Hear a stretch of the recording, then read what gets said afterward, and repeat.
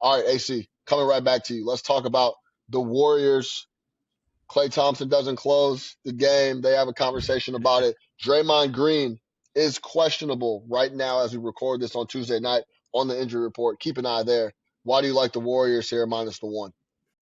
Yeah, I mean, to be completely transparent with you, this is not a spot I usually take, right? Philadelphia without Joel Embiid, they're playing terribly. I think they've lost 6 out of the last 7.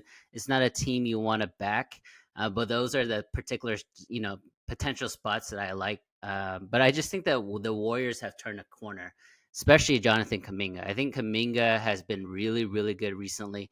It is not just scoring, but he's rebounding the ball. He's actually sharing the ball really well as well. And I think he's playing off of Steph really well. These are the type of games where if the Warriors want to be where they want to be, this is a team that they need to take care of. No Joel Embiid. Philadelphia is playing really bad.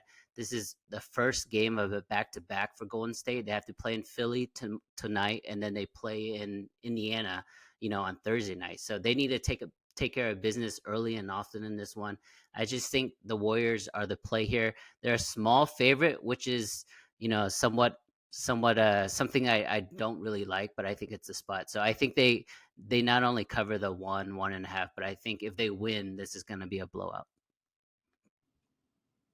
Yeah, Jay, this number earlier when I was looking at the board before we hopped on, it opened at like 3.5 in some spots. Now it's down to 1. Talk to me about this matchup, the Warriors overall. Do you believe that Kuminga and the gang have turned a corner? And then, of course, I'm on the same spot just on the total, so we'll get into the Sixers without the big fella. Yeah, I would probably look a little bit more towards Kaminga. He's been balling. I believe he's had 25 or more points in the last like 5 or 6 games. So this is actually a game that I'd look towards some props, in my opinion. Nothing against AC, but I'm not looking at any favorites right now. Like there's not a single favorite that I'm betting right now. I'm only looking to, like, when I say that I'm the dog catcher right now, I'm going Craig's daddy. Like I'm only looking towards the dog. These are the dog days of the NBA. But obviously with this spread, I mean, it could go either way, right? I mean, this line might even close at a pick or something. So with a -1, it's not room for a dog to cover. Like they have to win the game outright. I do agree that the Warriors have somewhat turned the corner. They did. I had them in the last game versus the Nets, and they were struggling in the first half there. I think that the Nets are just trash. But being perfectly honest, I could see this game going either way. But to be on really on a whole other level, I'd love to see the Warriors to win this game because this is the first game of back-to-back. And let's just say if they win this one, I'll be pretty heavy on the spot. We'll be on here tomorrow as well. So if the Warriors Yeah, do win, Jay. I always look ahead, man. I always look into the future, man. That's how you got to stay ahead of the books. So I'll be rooting for the Warriors to win this game. I'm rooting for AC. I'm not betting this game. The Warriors win this game. I'll be on the Pacers the next night for sure. Yeah, I'm already gonna be on the Pacers, win or lose, especially if they lose or win a close one. I think it's gonna be a really nice Pacers spot on Thursday night. The other thing I wanted to say before I get back to you, Sean, is the weakness that the Warriors have is they're undersized in the inside, right? They always get dominated by rebounding. They have to hit 23s to compete in a game, but their one weakness is kind of negated without Joel Embiid in the lineup. So I don't think the Sixers can really take advantage of that. They're running and gunning right now without Joel Embiid. Maxey, Harris, all these guys are running, which plays in the stylistically, it plays into the Warriors' hands. So I like Golden State in this one. Again, it is the first game of a back-to-back. They need to take care of business, so I like the motivation spot here too. Well, AC, you don't like Tobias Harris running a running gun? You don't trust that? I don't, man. I'm sorry. Hey, That plays Tobias right Harris been into. balling. Tobias Yeah, he's Harris been been playing balling. pretty well. He's not a big. He's not a big though.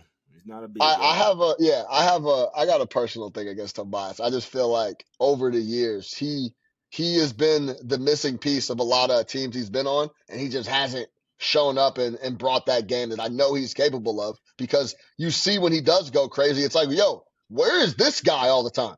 How come You this know guy what it doesn't show is? up every single night? Talk to me. You know what it is, Sean? And I agree with you. I think he's one of the most overrated players in the NBA. This is the last year of his contract, and he's playing for a contract, whether it's with the Sixers. So it makes sense now, don't it? These guys care It about their money. does. So It he's in a does. contract year. This is the last year of his contract. So whether he's playing for the Sixers or somebody else, that's the reason why he's trying to ball out. But I perfectly agree with you there, Sean. He was one of the guys who was like, this guy gets paid way too much money, but he's actually earning it this year.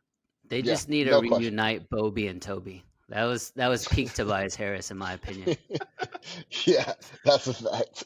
All right, so all this talk leads into my play. I'm going to go over 237 in Warriors Sixers. I'll be flat out. The Sixers, I tweeted it yesterday, are in trouble without the big fella.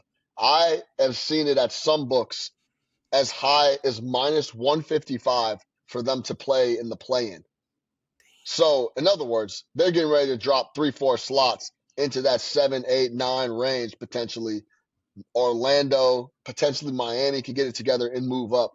But overall, they have been playing terribly. They've lost 6 of 7. They just don't have it. Now, going back home, this feels like a must show up spot against the Warriors, who I agree, fellas, have turned the corner a bit and are starting to put it together a little bit.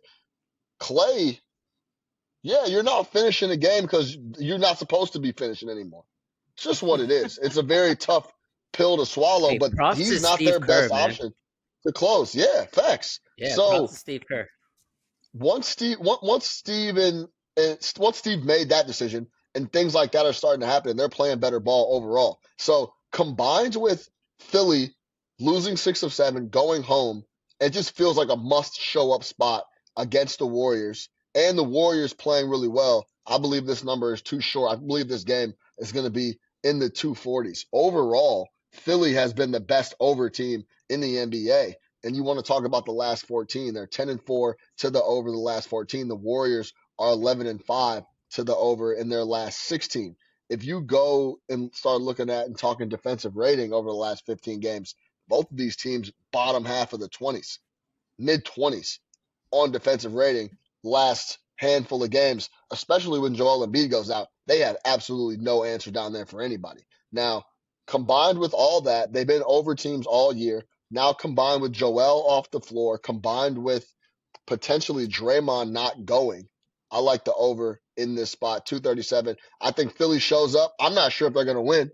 I think it's going to be tight. I think it's a good sign for the over that it opened at +3 and is now down to +1 on the Philly side. I expect a competitive game. I expect ball to be going in the bucket because it has been frequently when you play both of these teams, with Philly needing to show up and Golden State not playing D and turning the corner overall offensively and not having to deal with Joel by the basket. I like points in this matchup. I'm going to go over 237 in this game. J Money is money. Any thoughts?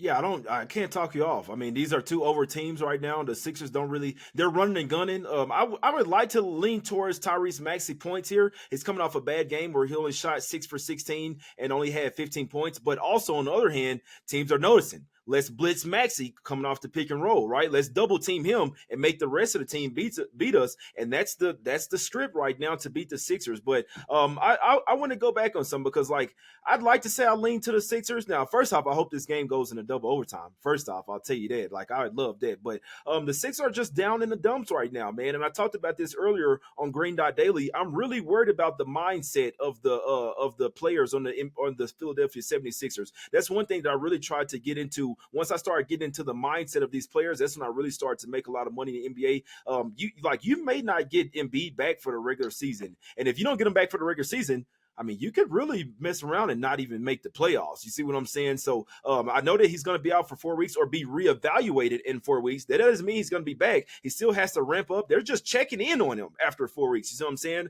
And the way that this guy takes falls, I'm worried about the Sixers that they might start looking towards next year, in my opinion, here. So this is a revenge spot for the Sixers, but with the Warriors sitting in a 12th seed right now in a must-win type of game, I could only look towards the Warriors. And Sean, did you say something about Draymond? Is he questionable or something here or what? Draymond is questionable on the report as we record this right now. Right knee contusion. Oh, okay. Okay. Yeah. If he's out, that's definitely going to hurt their defense. But yeah, I see a run and gun type of game here regardless. Sixers don't really have a ton of paint protection here. Paul Reed's only playing like 20-some minutes. After that, you got Mo Bamba. I mean, this game should fly over. I like the look there, Sean. AC, Maxey, J Money just mentioned it. Maxey's point prop is 28.5. So that's hefty. I like that in terms of bouncing back from a bad game. That leans into the over. And also, I looked at all the numbers on the Sixers because I lean the same way as Jay just laid out. I would not be shocked if all of a sudden this turns into 4 weeks, 8 weeks, and then we see Joel at the crib packing it up, right now you can get the Sixers plus 850 to miss the playoffs. So they get in there and they go to the play-in and they start banging around with a couple of hungrier teams. I can see it happening. AC, any thoughts on this matchup, the Sixers overall, and the total? Yeah, when you hear that players' injury reports are to be reevaluated in 4 weeks, it doesn't even necessarily just mean the actual player. Let's say the next 4 weeks, the Sixers go like 3-15. There's no point to bring Joel Embiid back at that point, right? So they also have to reevaluate where the team is in 4 weeks as well. So that's another thing to look at. As far as your over, Sean, I like it because you mentioned it. Both teams are on overruns, and both teams are coming off games where the under hit, right? So Sixers Dallas was under. The Warriors' previous game was under, so this is a bounce back spot for the over. I just hope Warriors drop like 150 so we both cash. Yeah, no questions.